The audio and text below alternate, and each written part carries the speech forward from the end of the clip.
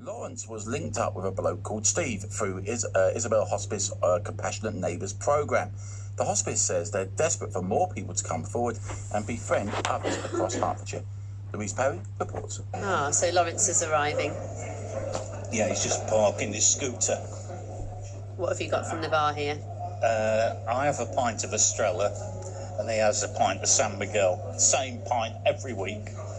We take it in turns. I pay 1 week, he pays the next. So we're sat in the Waterside Inn in the middle of Ware on a Thursday lunchtime. What is it that you do here, Stephen? Well, I'm meeting up with a friend that I've been matched with over from Compassionate Neighbours. We started meeting in the summer, initially at his house, but after a couple of weeks we decided to venture out. And now we meet every week just for an hour or so in the pub, catch up, talk about what's happened with football. We both share an interest in Liverpool Football Club, lifelong supporters, so we normally have an hour's chat about football, put the world to rights, and it gets him out the house. He got a bit more confidence in setting off on his own, on his mobility scooter. He'll come in his own time. Hey up. No, you're on time. Well, you guys have got a bit to catch up on from Liverpool, haven't you? So I'll let you have it. You just chat about that for now. What was the game like? It was good. There was never really any threat. I think the main one was Lanzini got through. But he sort of scuffed his shot and just went straight to Alisson. So there wasn't much threat from West Ham. What percentage of your hour do you spend talking about Liverpool normally? 100%. I'd say 90. It's pretty limited, our range of conversation, isn't it, Tom? It's definitely your favourite subject. Yeah. What difference has it made to you to be able to meet up every week? Oh, it made a massive difference. As I say, I didn't go out for a year.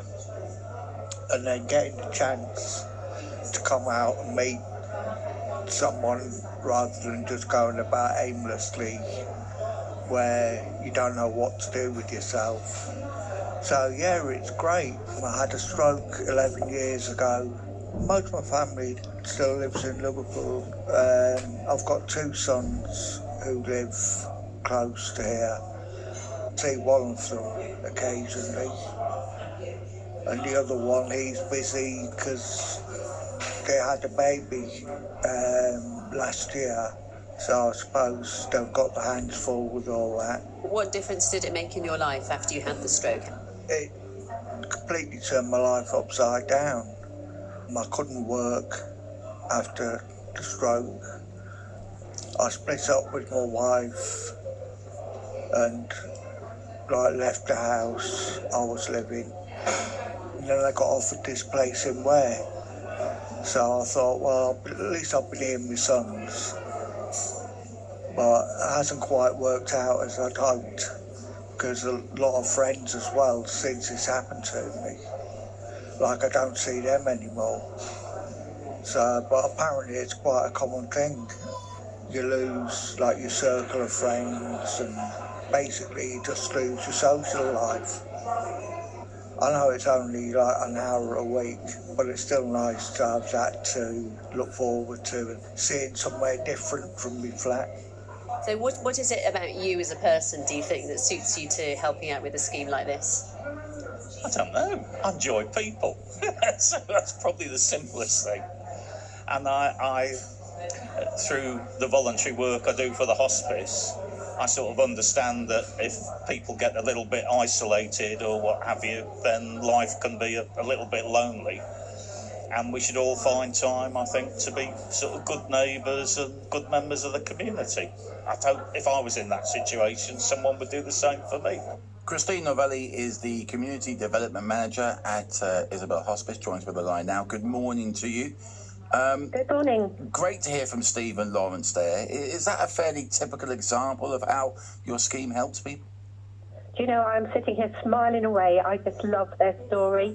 Everybody's story is different, but it does capture the essence of what we're trying to do. It's find that little magic between a couple of people and hopefully just broker up a friendship and then see the results. And you can never imagine what's going to come out of the friendship between those two people. There's a lovely story. There are others like Lawrence who need some support, and you're looking for more people to join, aren't you? It's desperate out there. We have so many referrals for people who are lonely or at risk of isolation. It doesn't matter what your situation is. It could be that you're coming to the end of life. Sorry about that, or that you're just on your own for a number of reasons. Anybody over 18 can get involved. And yes, we are looking for a load more neighbours. We have so many referrals, and we need more people to be matched. Okay, All we're asking is, have people got time in their life to make a new friend? And if people want to help out, how do they get in touch?